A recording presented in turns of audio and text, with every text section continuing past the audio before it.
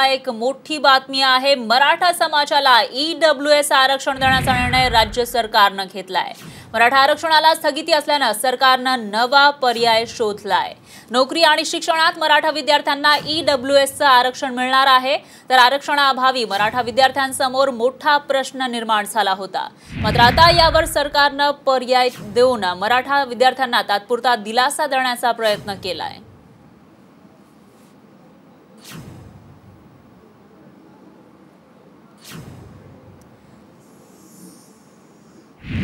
सगळ्यात मोठी आणि महत्त्वाची बातमी आपण बघतो। या ठिकाणी छत्रपती संभाजी महाराजांची पत्रकार परिषद सुरू होतीये। संभाजी राजेंची पत्रकार परिषद सुरू होती आणि यावेळी ते मराठा आरक्षणाविषयी काय बोलणार, नोकरी आणि शिक्षणामध्ये ईडब्ल्यूएसचं आरक्षण राज्य सरकारने जाहीर केलंय, यावर संभाजी राजे नेमकं काय बोलणार ते पाहणं महत्त्वाचं असेल।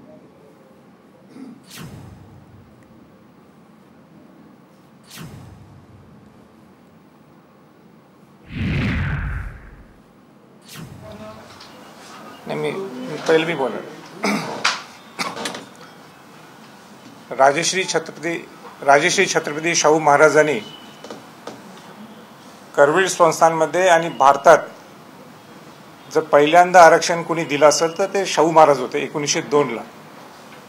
आणि त्यावेळी त्यांनी बहुजन समाजाला आरक्षण दिलं। त्यामध्ये अनुसूचित जाती जमाती ओबीसी असतील आणि प्रामुख्याने मराठा समाजाचा समाविष्ट होता। आणि म्हणून शिवाजी महाराजांचा आणि शाहू महाराजांचा वंशज या नात्याने मला लक्षात आलं की हा मराठा समाजाला ह्या बहुजन समाजापासून लांब ठेवलेलं आहे। आणि म्हणून खऱ्या अर्थाने 2007 पासून हा माझा समाजासाठी हा लढा सुरू झाला। मराठ्यांसाठी नाही तर बहुजन समाजाच्या छताखाली आणण्यासाठी हा माझा लढा होता। 1967 पर्यंत आपल्याला मराठा समाजाला हे आरक्षण मिळत होतं। मला या प्रसंगी मुद्दाहून सांगायचंय की जर कोणी पहिल्यांदा आवाज मराठा समाजासाठी जर उठवला असेल, आपली बाजू पार्लमेंटला जर कोणी मांडली असेल ते मी मांडली। त्याच्याच पाठोपाठ जर कोणी आजपर्यंत आंदोलन जर पार्लमेंटमध्ये कोणी केलं असेल तर ते मी मांडलं।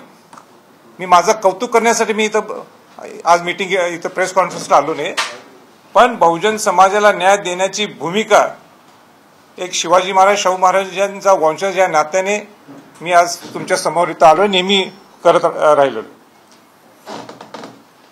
आता हे सगळं होत असताना आपल्याला सामाजिक मागास हे सिद्ध केलं आपण। त्याच्यानंतर सरकारने हा एससीबीसीचा कायदा हा पारित केला। दुर्दैवाने तो सुप्रीम कोर्टामध्ये त्याला स्थगिती मिळाली। 1 वर्षाची स्थगिती आहे, कायमस्वरूपी स्थगिती आहे किंवा कायमस्वरूपी उडवून लावलं असं नाही, 1 वर्षाची स्थगिती आहे। आणि 1 वर्षाची स्थगिती आल्यामुळे अनेक मुलांचं जास्त माझ्या अंदाजे 1000भर मुलांचं एक नुकसान झालं किंवा नुकसान व्हायला लागलं। हे लक्षात आल्यावर सरकारने आर्थिक दुर्बल घटक ईडब्ल्यूएस आपण देऊ। आता ईडब्ल्यूएस म्हणजे काय हे मराठा समाजातील लोकांना माहित आहे का? ईडब्ल्यूएस म्हणजे हे नुसतं मराठा समाजासाठी नुसतं आरक्षण नाहीये, हे 10% आरक्षण सुपरन्युमरीच्या पद्धतीने अधिसंख्येच्या पद्धतीने त्यांनी ज्यांना आरक्षण मिळत नाहीये, मग ते ओपन कॅटेगरीतले लोक असतील, यांच्यासाठी हे ईडब्ल्यूएस आरक्षण बहाल करण्यात आलं। आता उदाहरण, आपल्याला मराठा समाजाला राज्यात एससीबीसी घेतल्यामुळं आपल्याला इथं मिळू शकत नव्हतं, पण सेंट्रलला आपल्याला आरक्षण हे ईडब्ल्यूएस मिळतं आर्थिक दुर्बल घटकाचं। आता या ईडब्ल्यूएस 10% आरक्षण मध्ये ब्राह्मण आले, लिंगायत आपले जैन समाज असतील आणि अनेक शेकडो जातीचे सगळ्यांना समाविष्ट आहे। म्हणजे एक प्रामुख्याने नुसतं मराठा समाजासाठी दिलंय असं हे म्हणता येत नाही। आणि म्हणून मी सरकारला पहिल्या दिवशीपासून सांगत होतो, माझा वैयक्तिक ईडब्ल्यूएसला काही विरोध नाहीये, पण ईडब्ल्यूएसचं आरक्षण जर आपण घेतलं तर एससीबीसीला धोका होऊ शकतो का, ही माझी नेहमी भूमिका होती। म्हणून मी सरकारला मध्ये एक पर्याय सांगितला की आपल्याला तुम्ही 10% आरक्षण मध्ये मराठा समाजाला किती मिळणार आहे? या प्रवर्गाला किती मिळणार आहे? आणि म्हणून त्याच्यापेक्षा जर तुम्ही सुपरन्युमररी अधिसंख्येत जागा तुम्ही जर वाढवल्या, तुमच्या जो अधिकार राज्य सरकारचा असतो आणि ह्याच्यापूर्वी सुद्धा वाढवलेले आहेत, मग आता का आपण वाढवू शकत नाही? हा मी त्यांच्या पुढे हा पर्याय मांडल्यानंतर ते सुद्धा त्यांनी मला सकारात्मक त्यावेळी सांगितलं की आम्ही याच्याबद्दल विचार करू आणि राजे कायदेशीर कसं बसता येतील ते बघून आपण पुढे ठरवू. आणि म्हणून आमची एक VC ठरली. कोणाच्यावर VC ठरली? जे नामवंत वकील आहेत, जे पटवालिया म्हणून त्यांचं जे नाव आहे, रोहितजींच्या बरोबर असतात. लाखो किंवा कोट्यावधी रुपये आपण त्या वकिलांना देतो आणि म्हणून त्यांच्याबरोबर आपण सल्ला घेऊया. सुपरन्युमररी पद्धत घेता येईल का आपल्याला? ते कुठं कायदेशीर बाधा होणार नाही का? आणि म्हणून आमची एक स्पेशल VC, हे खरं मी बोलणार नव्हतं पण आज मग बोलणं गरजेचं आहे, पण ही स्पेशल VC आमची त्यांच्याबरोबर झाली. त्यामध्ये अशोकरावजी चव्हाण होते, दिलीप वळसे पाटील असतील आणि सगळे नामवंत जे उपसमितीचे सगळे सदस्य आहेत आणि ठराविक मराठा समाजाचे जे प्रमुख लोक आहेत, जे विद्वान लोक आहेत म्हणा, या लोकांना त्या VC मध्ये इन्व्हाइट केलं होतं. मी सुद्धा त्या VC मध्ये होतो. आज त्यावेळी आम्ही सुपरन्युमररीचा विषय काढला. त्यावेळी पटवाल्यांनी सांगितलं की सुपरन्युमररी आपण डायरेक्ट द्यायला नको, नका SCBCचा हा विषय कोर्टात अडकल्यामुळे म्हणून कंटेम्प्ट ऑफ कोर्ट होऊ शकतो. म्हणून आम्हाला सुद्धा पटला तो मुद्दा. दुसरा मुद्दा मला आज प्रामुख्याने इथं सांगायचा आहे. मी नामवंत वकील पटवाल्याजींना विचारलं की आपण SCBC मध्ये असल्यामुळं EWS आरक्षण जे 10% आहे हे राज्यात घेतलं चालेल का?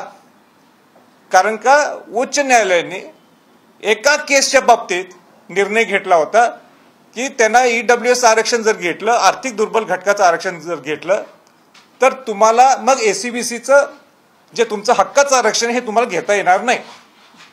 म्हणून मी त्यांना विचारलं पुढं काय आपली मुवमेंट असेल, पहिले आपण तसं करू शकतो का?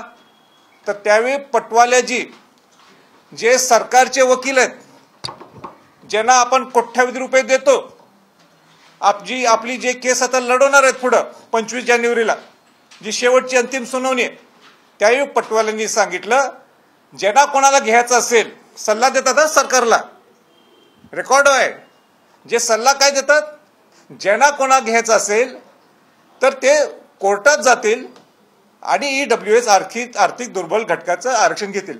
पण राज्यांनी ही पॉलिसी करू नये. आपल्याला धोका पत्करू शकतो आपण. आता सरकारने निर्णय घेतलाय आणि मी पूर्वी म्हटलंच होतं सरकारने हमी द्यावी, पण सरकारचा प्रमुख वकीलच म्हणतो हे घेऊ नये. आता मला एक सांगा, उद्या या 25 तारखेला जर सुनावणी आहे आणि त्या सुनावणीत जर काय घोटाळा झाला, ह्याला जबाबदार कोण असणार?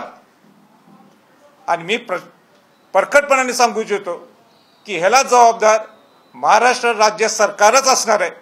कारण का ज्यावेळी त्यांचाच वकील सल्ला देतो की ज्यांना EWS आरक्षण घ्यायचंय त्यांनी कोर्टाच्या माध्यमातून घ्यावं, मग तुम्ही त्या सरकारी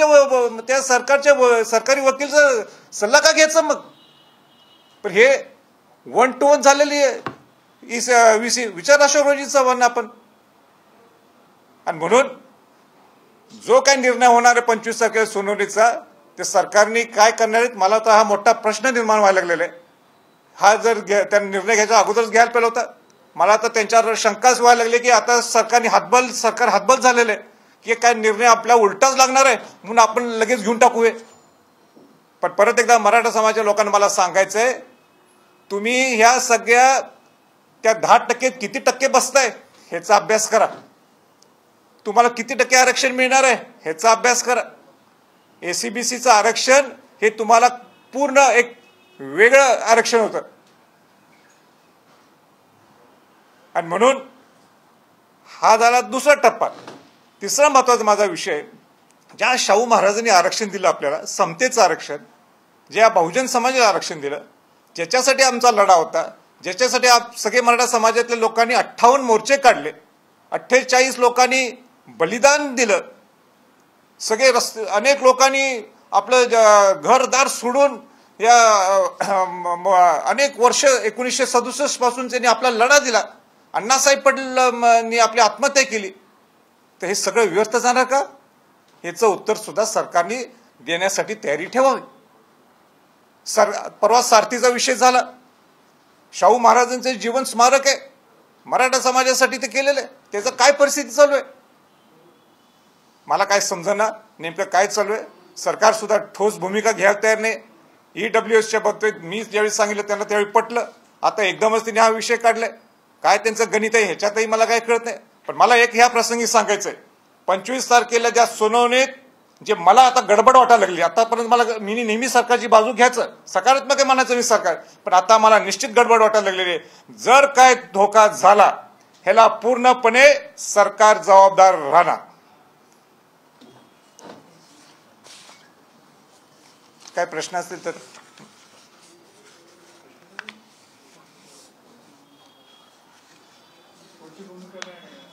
नाही. माझी भूमिका म्हणजे सकल मराठा समाजाची भूमिका असते.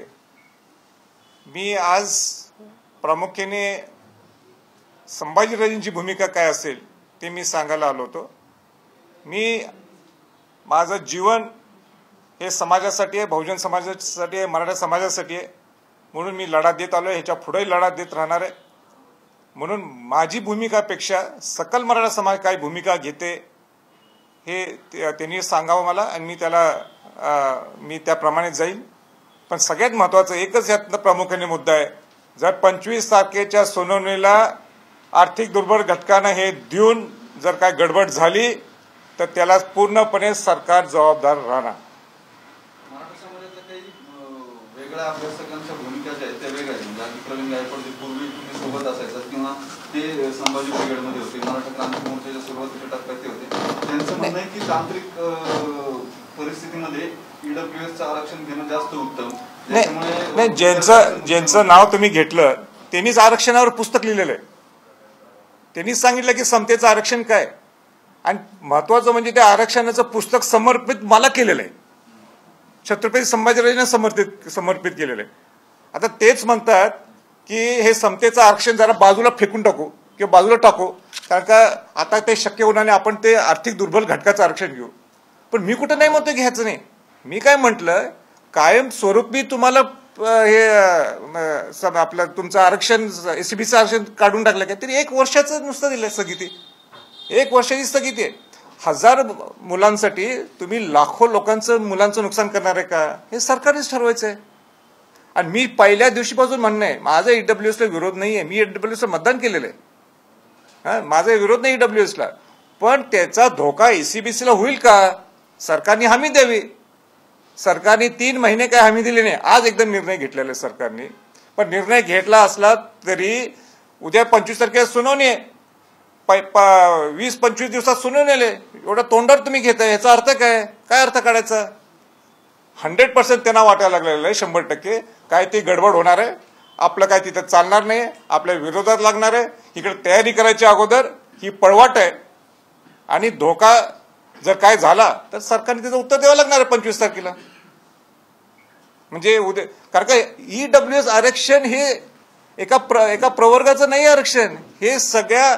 थोडक्यात तुमच्याला उत्तर द्यायचं सर, की आपल्या गावात कशी वडाप असती, वडापमध्ये 10-12 लोक कोणाला मिळू शकते ना. हे काय एक वेगळी बोगी नाही ट्रेनची, ज्याच्यात नुसतं SCBCच्या लोकांनाच बसू शकता एका बोगीमध्ये. आता ती बोगी घ्यायची काय त्या वडापमध्ये बसायचं, हे आपण ठरवायचंय, सरकारने ठरवायचंय, आणि मराठा समाजाने त्याचं चिंतन करायला पाहिजे.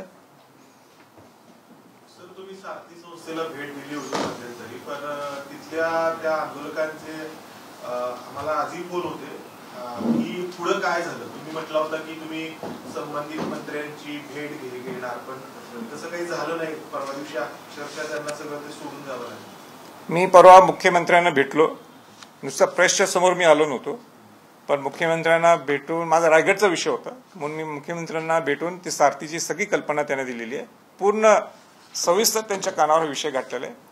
पवार साहेबांना सुद्धा त्यावेळी त्यांचा वाढदिवस होता, मी शुभेच्छा दिल्या. मी पवार साहेबांना एवढंच आज परत मी सांगू इच्छितो की शाहू महाराज यांचे ते पाईक आहेत, विचाराचे पाईक आहेत स्वतः पवार साहेब, आणि ते जर सारथी संस्था जर वाचवायची असेल त्यांनी ह्याच्यात इंटरव्ह्यू करायला पाहिजे, यात त्यांनी लक्ष घालायला पाहिजे.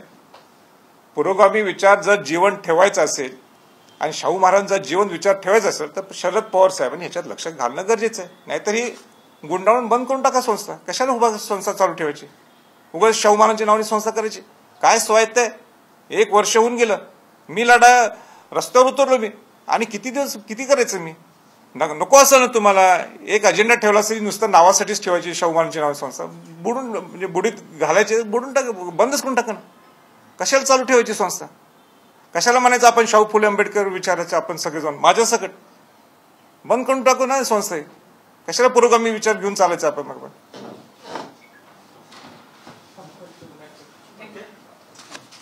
थँक्यू.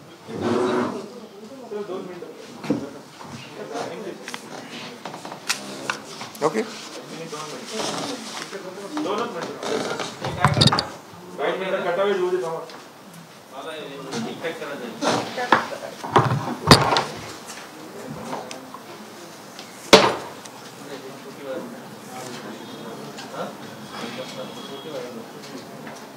तर छत्रपती संभाजीराजेंनी पत्रकार परिषद घेतलेली आहे आणि ईडब्ल्यूएसचा जो निर्णय घेण्यात आला आहे राज्य सरकारकडून त्याला विरोध त्यांनी केलेला आहे. ईडब्ल्यूएसचं आरक्षण दिलंय, मात्र त्यामुळे एसईबीसीचं जे आरक्षण आहे ज्यावर सुनावणी सध्या उच्च न्यायालयामध्ये सुरू आहे त्याला धक्का लागणार नाही अशी हमी द्या अशी सुद्धा मागणी या ठिकाणी छत्रपती संभाजीराजेंनी केलेली आहे. तर मराठा आरक्षणाच्या मुद्द्यावर काल मराठा सरकारकडून मराठा आरक्षणासाठी ईडब्ल्यूएसची कॅटेगरी घोषित करण्यात आली होती, त्याला छत्रपती संभाजीराजेंनी विरोध केलेला आहे आणि एसईबीसी मधूनच आम्हाला आरक्षण हवंय अशी मागणी त्यांनी पुन्हा एकदा केलेली आहे. त्या आरक्षणाला धक्का लागणार नाही अशी हमी राज्य सरकारनं द्यावी असं देखील ते म्हणालेले आहेत. त्यामुळे आता पुढे राज्य सरकार नेमकं काय करणार आणि मराठा समाज यावर काय प्रतिक्रिया देतं हे सुद्धा आता पाहणं महत्त्वाचं असणार आहे. आताची सगळ्यात मोठी आणि महत्त्वाची बातमी आपण बघतोय, छत्रपती संभाजीराजेंची पत्रकार परिषद नुकतीच संपलेली आहे आणि काल राज्य सरकारकडून मराठा समाजासाठी ईडब्ल्यूएसच्या आरक्षणाची घोषणा करण्यात आली आणि त्यानंतर आता पत्रकार परिषद घेऊन संभाजीराजेंनी त्याला विरोध केलाय.